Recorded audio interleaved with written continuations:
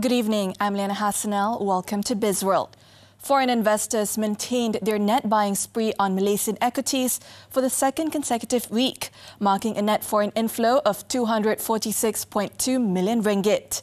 According to MIDF research, the foreign investors had net bought every day last week, with the strongest net inflows on Monday and Tuesday.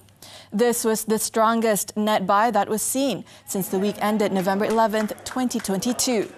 The top three sectors which saw net inflows by foreign investors last week were financial services, energy and healthcare. Year-to-date, foreign investors have net sold 347.1 million ringgit.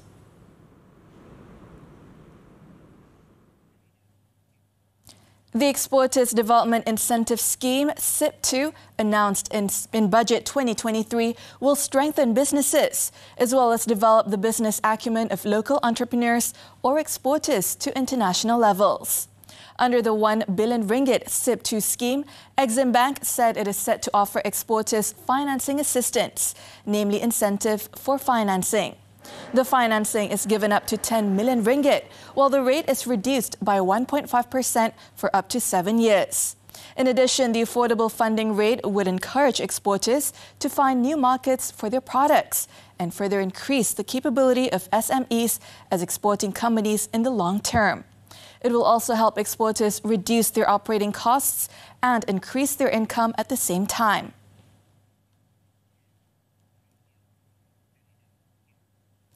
CGS-CIMB expects the market's reaction to be neutral to negative post-Budget 2023.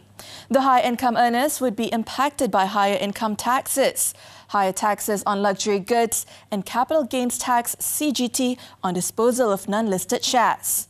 However, this would be offset by the discontinuation of one-off prosperity tax, no plans to implement the goods and services tax, and no changes to the sin tax. The plans to impose a luxury goods tax and capital gains tax will expand its tax revenue base.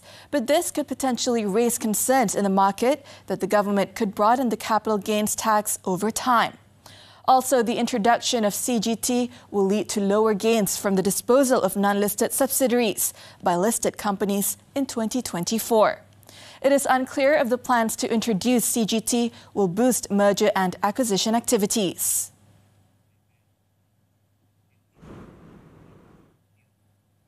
Maybank's net profit for the financial year ended December 31st, 2022 rose 1.7% to 8.23 billion ringgit from a year ago.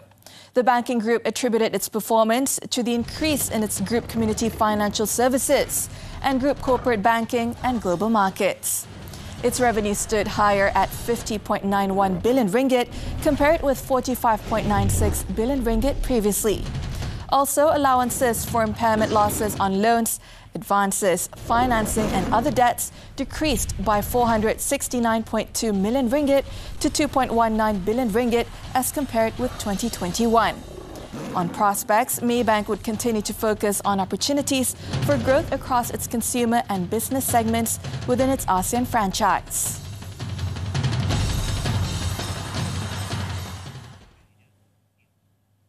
FGV Holdings' net profit rose to 1.32 billion ringgit in the financial year ended December 31st, 2022 from the previous year.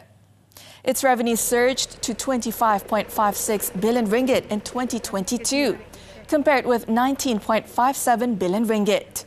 Profit in the plantation division jumped to 2.1 billion ringgit, mainly attributable to the higher average CPO price of 4,832 ringgit per ton, coupled with higher sales volume. The better performance was also contributed by the improved margin in the downstream and fertilizer businesses and boosted by share of profit from joint ventures, amounting from 17 million ringgit to 106 million ringgit in the current financial year.